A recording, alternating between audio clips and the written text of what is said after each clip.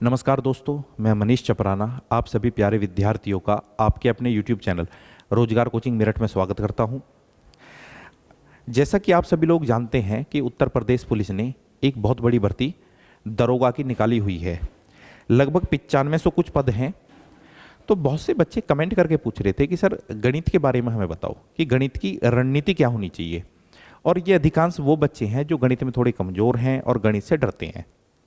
तो जैसा कि अब पेपर में टाइम कम है, मैंने बताया था कि लगभग आपका पेपर अक्टूबर तक हो जाएगा, तो आपको कौन कौन से टॉपिक पढ़ने होंगे जिससे आप कम समय में बहुत ही अच्छा स्कोर वहाँ पर कर पाएँ। भाई 40 क्वेश्चन हैं और अच्छे स्कोर का मतलब होता है कि 40 में से आप लगभग 35 के आसपास करें। पिछली वीडियो में भी मैंने आपको ये बताया था।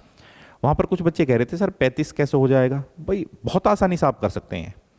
देखो, पहले तो हम चर्चा कर लेते हैं कि भी क्या क्या चीज़ें हैं जो आपको वहाँ पर पढ़नी है। ये हमारा कोर्स है मैथ का, ठीक है। संख्यात्मक एवं मानसिक योग्यता परीक्षा, संख्या पद्धति हो गया, नंबर सिस्टम, सरलीकरण यानी कि सिंप्लीकेशन, दशमलव और भिन्न, ठीक है, डेसिमल फ्रैक्शन और फ्रैक्शन, मैस है, महत्तम समापवर्तक और लघुत्तम समापवर्तक, ठीक है, एचसीएफ और एलसीएम, अनुपात और समानुपात, ठीक है, ratio and proportion, percentage, profit and loss और डिस्काउंट।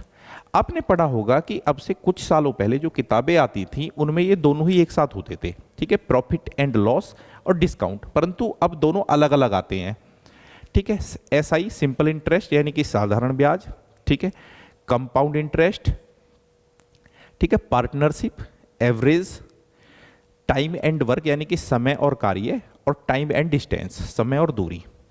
उसके बाद में आपका ये डीआई आ जाता है, सारणी और ग्राफ का प्रयोग, मेंसुरेशन, यहां पर 2D और 3D दोनों हैं। उसके बाद में आता है अंगणितीय, सगणना व अन्य विश्लेषणात्मक कार्य और विविध, ठीक है। इसमें आपका लगभग क्या आ जाएगा, ये जो दोनों हैं इसमें आपका वही आएगा, एक सेकेंड चलिए, ठीक है। इसमें आपका आ जाएगा भी ग्राफ, बहुलक, ठीक है, माध्यिका, माध्यिका होता है, ठीक है, बहुलक है, थोड़ा बोलने में समस्या है, माध्यिका, ठीक है, माध्यिका, माध्यिका। और क्या होता है, ठीक है, एक चैप्टर है आपका प्रायिकता, ठीक है, प्रायिकता, एक है आपका सेट थ्योरी यानी कि समुच्चय, और एक और है क्रमशः और संचय, ठीक है। तो ये सारे इन दोनों के अंडर आ जाएंगे। यहां से लगभग एक एक क्वेश्चन आपका बनता है। फिर हम देखते हैं बिल्कुल शुरुआत से। अब बातें देखो, जो बच्चे थोड़े पढ़ने में कमजोर हैं उनको किन चीजों की तरफ ध्यान देना है, ऐसा मैंने नहीं लिखा कि भी पिछली बार जैसे मैं यहां पे लिख देता कि संख्या पद्धति से 2 या 3 क्वेश्चन, सरलीकरण से 1 क्वेश्चन, दशमलव भिन्न से यहां से 2 क्वेश्चन, ठीक है, एलसीएम से 2 क्वेश्चन। तो ऐसा लिखना मैंने उचित नहीं समझा। मैं आपको बताता हूं कि कौन से टॉपिक हैं, और किसी भी एग्जाम में, जरूरी नहीं है इसी एग्जाम में, किसी भी एग्जाम में जो आपको पढ़नी चाहिए, ठीक है। देखो, संख्या पद्धति ये अपने आप में एक बहुत ही बड़ा टॉपिक है, बहुत ही ज्यादा व्यापक है।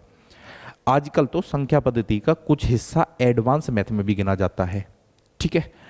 तो संख्या पद्धति को आप जितना अच्छा कर लोगे, नंबर सिस्टम आपका जितना अच्छा होगा, तो मैथ में आप उतना ही अच्छा स्कोर कर सकते हैं। संख्या पद्धति आपको पढ़ना पड़ेगा, ठीक है। उसके बाद में जो बच्चे कमजोर हैं वो सीधे यहां पर आए और देखें कि भाई ये जो 2 टॉपिक हैं ये भी बहुत ही ज्यादा जबरदस्त है, अनुपात और समानानुपात, और एक है परसेंटेज। अगर आपने ये दोनों टॉपिक कर लिए, ठीक है, और दोनों ही बहुत ज़्यादा आसान है, परसेंटेज भी और अनुपात और समानुपात भी, ठीक है। बहुत जल्दी मैं इनको आपको पढ़ाऊंगा, थोड़ा डिले हो गया था, क्षमा चाहता हूँ। इसलिए लगभग मान के आप चलो कि ट्यूसडे या वेडनेसडे से आपकी मैं क्लास चला दूंगा यूपीएसआई की लाइव, जहाँ पे रीजनिंग और गणित मैं पढ़ाऊंगा, और वो भी बिल्कुल निःशुल्क, ठीक है। टाइमिंग मैं आपको बता दूंगा यूट्यूब पर। तो देखो, एक तो है अनुपात और समानुपात और परसेंटेज, ठीक है। पिछली बार मैंने एग्जाम को पास किया था, और मेरा जो एग्जाम पास हुआ था वो मैथ और रीजनिंग से ही हुआ था, क्योंकि हिंदी मेरा सब्जेक्ट नहीं है, वहां तो मेरे मुश्किल से पासिंग मार्क्स थे, ठीक है। तो परंतु मैथ और रीजनिंग में मैंने 100% स्कोर किया था। लगभग 2-3 क्वेश्चन तो गलत थे, ठीक है, मैथ में भी गलत थे और रीजनिंग में भी, तो वहां पे तो एफएम यानी कि फुल मार्क्स मिला था मुझे। बाकी का मैंने 100% स्कोर किया। तो मैं आपको बताना चाह रहा हूं तो किस हिसाब से आपको पढ़ाई करनी है। अनुपात और समानानुपात और परसेंटेज, अगर आपने ये दोनों टॉपिक कर लिए तो इनसे रिलेटेड बहुत सारे टॉपिक होते हैं। अगर आप ये दोनों कर लोगे तो फिर आप लाभ और हानि, प्रॉफिट एंड लॉस, डिस्काउंट, ठीक है, सिंपल इंटरेस्ट में भी उनका प्रयोग होता है, और कंपाउंड इंटरेस्ट तो पूरा का पूरा ही परसेंटेज के ऊपर टिका हुआ है।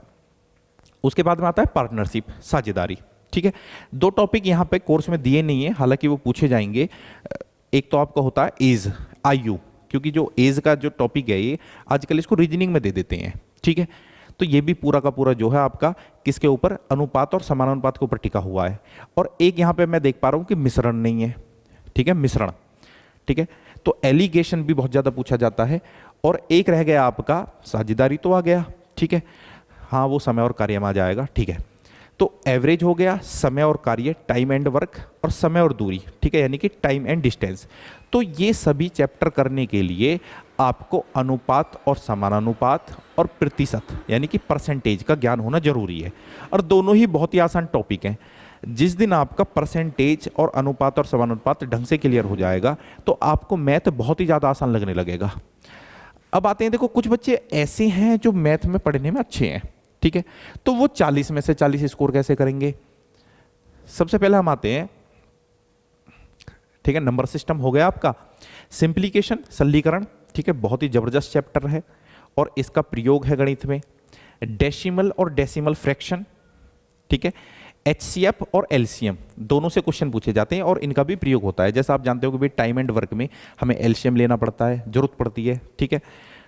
उसके बाद में आते हैं, ठीक है, 2D और 3D में बता चुका, ठीक है, DI भी मैं बता चुका कि DI का एक पूछा जाएगा वहां पे जरूर, चाहे उसमें 3 क्वेश्चन हो, 3 ही थे पिछली बार, तो 5 भी हो सकते हैं, ठीक है। और ये आपका हो गया विविध वगैरह, यहाँ से एक एक क्वेश्चन आपका हो जाएगा। एक एक भी जरूरी नहीं है कि भाई जैसे बहुलक पूछ लिया, ठीक है, बहुलक पूछ लिया तो जरूरी नहीं है माध्यिका भी पूछे, ठीक है, प्रायिकता पूछ लिया तो जरूरी नहीं है भी सेट थ्योरी भी पूछे। तो गणित की आपको तैयारी करनी है, साथ के साथ ये भी है कि जिन चीज़ों को आप पढ़ रहे हो उनकी बार बार प्रैक्टिस करनी है। गणित जानना एक अलग चीज़ है, वहाँ पे अच्छा स्कोर करना एक अलग चीज़ है, क्योंकि उसके लिए हमें बहुत ही अच्छी प्रैक्टिस होनी चाहिए। क्वेश्चन को देखने के साथ ही, क्वेश्चन वहाँ पर तब होगा कि क्वेश्चन हमने देखा और देखने के साथ ही एकदम हल, ठीक है, एकदम हल हो गया, यानी कि दिमाग में एक कैलकुलेशन कर ली कि भाई क्वेश्चन को हम इस तरीके से करेंगे, ठीक है। अगर आपने ये सोचा कि भाई एक क्वेश्चन वहाँ पे आया और आपका मन कि भाई ये इस तरीके से होगा या इस तरीके से, ठीक है, फिर वो वहाँ पे होता ही नहीं है। और यहाँ पर एक क्वेश्चन का मतलब क्या है, 2.5 नंबर है, यानी कि 40 क्वेश्चन यानी कि 100 नंबर, जो अपने आप में बहुत ज़्यादा महत्वपूर्ण है, ठीक है। साथ के साथ जब मैं पढ़ाना शुरू करूँगा तो आपको बताऊँगा कि चीज़ों को करना कैसे है। बहुत तेज़ी से हम कोर्स को ख़त्म करेंगे और उन चीज़ों को हम पढ़ेंगे जो महत्वपूर्ण हैं। बेफालतू की चीज़ें, ठीक है, जो हमारे एग्जाम से रिलेटेड ही नहीं है, उन चीज़ों का हम बिल्कुल भी अध्ययन नहीं करेंगे। और गणित बिगर गणित के कुछ होने का ही नहीं है। जो बच्चे ये सोच रहे हैं कि भाई बगैर गणित के, यानी कि अगर हमारा गणित कमज़ोर है तो हम यूपीएसआई में सेलेक्ट हो जाएंगे, तो ऐसा कभी नहीं होने का, ठीक है। समय भी अब कम है, आप जान रहे हैं कि भाई जून आधा लगभग जा चुका है, तो जुलाई, अगस्त, सितंबर, मैं यहाँ से मान रहा हूँ कि अक्टूबर में आपका एग्ज़ाम है, तो 3 या 3.5 महीने बचे हुए हैं, ठीक है। और इतने दिन में मैथ की आप बहुत अच्छी तैयारी कर सकते हैं। उसके बाद में बात आती है, एक वीडियो ऐसे ही मैं रीजनिंग के लिए भी बनाऊंगा, ठीक है। तो और तो कुछ नहीं रहा गणित, ठीक है। तो अगर कोई बात और होगी तो मैं अगली वीडियो में आपको बताता हूँ। तो वीडियो को देखने के लिए धन्यवाद, और वीडियो आपको पसंद आई हो तो चैनल को सब्सक्राइब करें, ठीक है, और अपने दोस्तों को शेयर करें। बाय।